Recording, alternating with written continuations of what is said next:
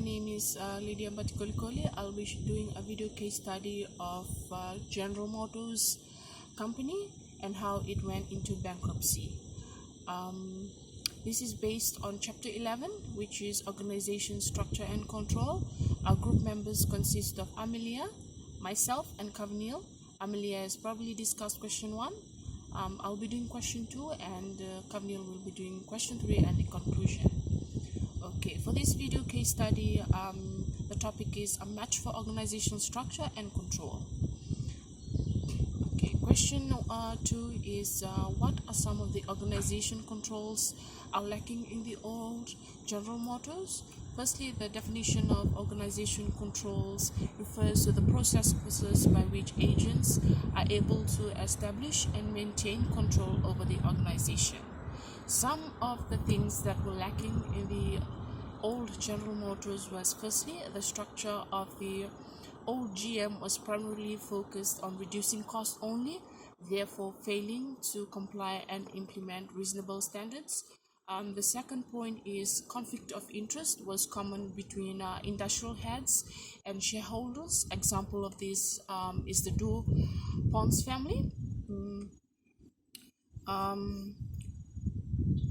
In this case, the divisional heads could not be trusted to formulate a strategy because they face a clear conflict of interest.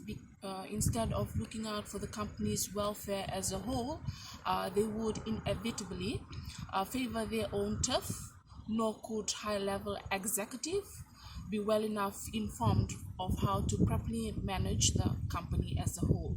The second point is they failed to take corrective actions in the involvement of the shareholders and the industrial heads to be in the decision making, as the Du Pons family had the best interest of the investment of General Motors as a whole.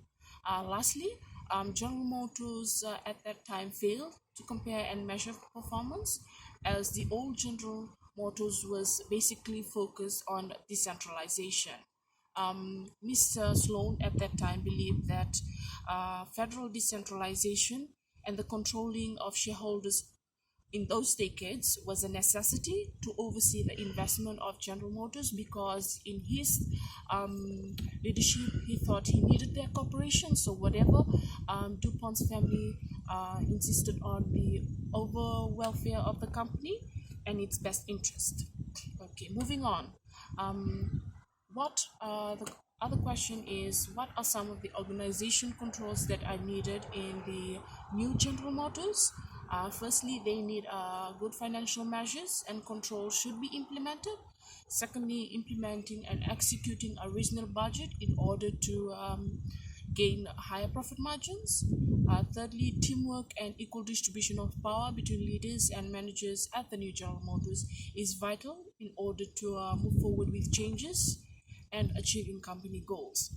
Thirdly, in order to gain competitive advantage, the new General Motors must see the weakness and perception of the general public in order to implement a strategy and formulate a SWOT analysis in order to increase its market share. Lastly, General Motors shift from a decentralized to more centralized at a global management was a necessity change in order to improve product development and better management.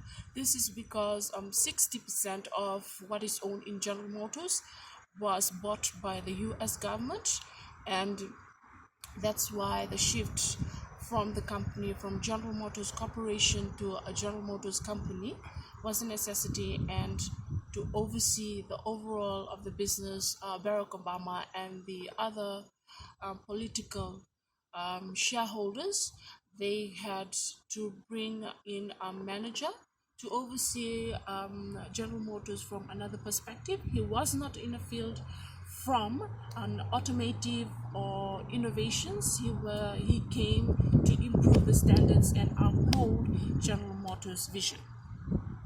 Thank you. That's the end. May you all have a good evening.